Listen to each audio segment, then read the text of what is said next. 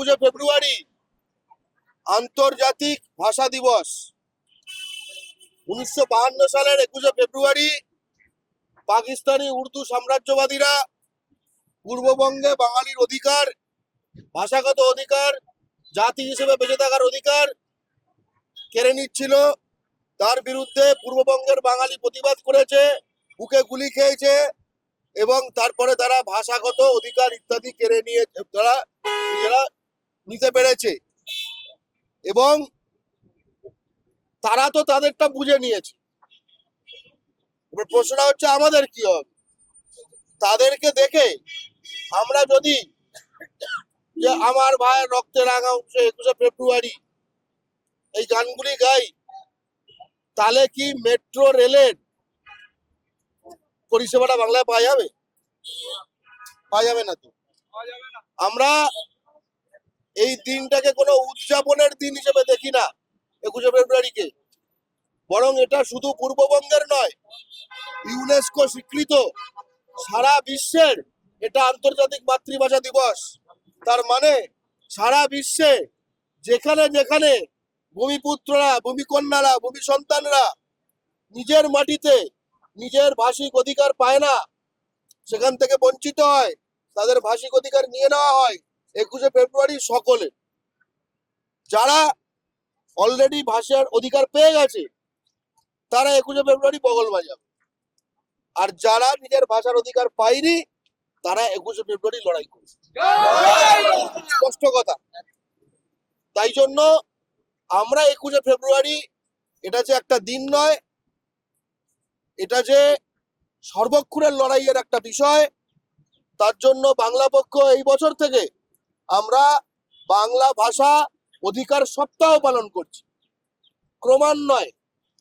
আপনারা জানেন 16, 17, 18 তারিখ থেকে শুরু হয়েছে, আজ 19 তারিখ। আমরা ইতোমধ্যে এই কেএমসি কলকাতা মিউনিসিপাল কর্পোরেশন, সেখানে এই যারা ভাওতা দেওয়া হয় প্রতি 6 মাস, 7 মাস, 1 বছর অন্তর, এই বিহার থেকে আসা যে মেয়র আছে আর তার সব এই সব সাঙ্গপাঙ্গ রয়েছে, যে এই বাংলা সাইনবোর্ডে বাংলা বাধ্যতামূলক করা হলো এবং যারা করবে না তাদের ট্রেড লাইসেন্স বাতিল করা হবে। ঠিক আছে? আমি স্পষ্ট জানতে চাই বাংলা ভাষা যে বাধ্যতামূলক হয়নি সাইনবোর্ডে, সেটা আমরা চোখে দেখতে পাচ্ছি। ট্রেড লাইসেন্স করা বাতিল হয়েছে, এটা আমরা কি জানতে পারবো? উত্তর হচ্ছে শূন্য। অর্থাৎ এরা ভাওতা, এই বহিরাগতরা, মেয়র বহিরাগত, যারা এই বাংলা ভাষা রাখে না, সেই দোকানদার দোকানি এগুলো বহিরাগত, এরাই কলকাতা চালাচ্ছে। আমরা তার বিরুদ্ধে আজকে ডেপুটেশন দিয়েছি। আজকে এই মুহূর্তে আমরা রয়েছি মেট্রো রেল ভবনের সামনে। আমাদের সহযোদ্ধারা মেট্রো রেল ভবনের ভেতরে ডেপুটেশন দিতে গেছেন, কথাবার্তা বলতে। আমরা একের পর এক সময় দেখেছি যে মেট্রো রেল কাউন্টারে টিকিট চাওয়া এমনি খুব একদম সাধারণ বিষয়, যেগুলো স্বাভাবিক, সেইখানে বাংলা বলে না, বাঙালিও না, রিক্রুট করে ইউপি, বিহার, ঝাড়খণ্ড, রাজস্থান এইসব থেকে। একটা ভেবে দেখুন তো, দিল্লিতে একটা হিন্দুস্তানি, সে মেট্রো রেলের কাউন্টারে যাচ্ছে, সেখানে বললো টিকিট দেঙ্গা এইসব বললো। উল্টো দিকে যদি একজন বসে থাকে, আমি বাঙালি, আমি হিন্দি জানি না, কি বলছেন বুঝতে পারছি না, বাংলায় বলুন, কি হতো? ওই যারা বাইরে থাকতো মেট্রো রেলের কাউন্টারে দিল্লিতে, তারা সকলে মিলে ভেতরে ঢুকে পড়তো। ঠিক আছে? ওরা মালটাকে বাইরে আনতো, ওরা আছাড় মারতো। ঠিক আছে? ওর পেট থেকে এমনি হিন্দি বেরোতো, ওর মুখ দিয়ে এমনি হিন্দি বেরোতো, তাই তো? এরা আসলে আস্কারা পেয়ে গেছে যে আমরা এটা করছি না, এই আস্কারাটা পেয়ে গেছে, ভদ্রতা, সভ্যতা, এই ওই। কিন্তু এইটুকু বলছি, বাঙালিকে বেশি দিন এসব আটকে রাখা যাবে না। আমরা স্পষ্টত বলছি, প্রতিটি মেট্রো রেলের স্পটে যেখানে যেখানে মানুষের সঙ্গে, বাঙালির সঙ্গে কোন রকম একটা সংযোগের বিষয় থাকছে, গণসংযোগ, সেখানে উল্টো দিকে আমার বাংলা বলার লোক চাই। স্পষ্ট কথা, আর কিছু না।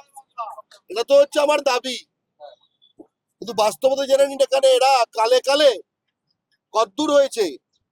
আমি বললাম না বাংলা, আমি বাংলা জিজ্ঞেস করলাম, বলে নাই বাংলা নেই আতা, হিন্দি বলিয়ে। এইসবে শেষ হচ্ছে না। তারপরে বলছে বাংলা বলে না, কিন্তু বাংলা হিন্দি যায় না, তুই কি বাংলাদেশি? এরপরে এইখানে চলে যাচ্ছে, এইখানে চলে যাচ্ছে। এবং এটা কিন্তু কোনো বিচ্ছিন্ন ঘটনা নয়। এই যে আরপিএফ গুলো এবং সব কটাই তেওয়ারি, পান্ডে, কুমার কুমার, এইসব এইগুলো, ঠিক আছে, গোষ্ঠীর পিন্ডি, এইগুলো এখানে ঢুকিয়েছে। এবং এরা আরপিএফ এরা রানাঘাটে করছে, দমদমে করছে, বারাসাতে করছে, খড়গপুরে করছে, এনজেপিতে করছে, হাওড়ায় করছে, হাওড়া ময়দানে করছে। আপনার মনে থাকবে যে ইয়ে, ঠিক আছে। এবং আরপিএফ এখানে বিচ্ছিন্ন কিছু নয়। ও দেশপালি যতগুলো আছে সব কটাই এরকম করছে, সব কটা এরকম করছে।